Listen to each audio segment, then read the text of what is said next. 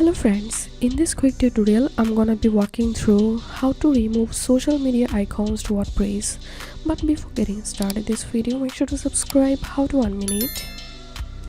So as you can see, I have added a social media links in my WordPress website. Now let's see how to remove these icons from here.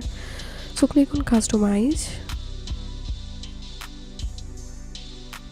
and then click on menus, and here is my social menu.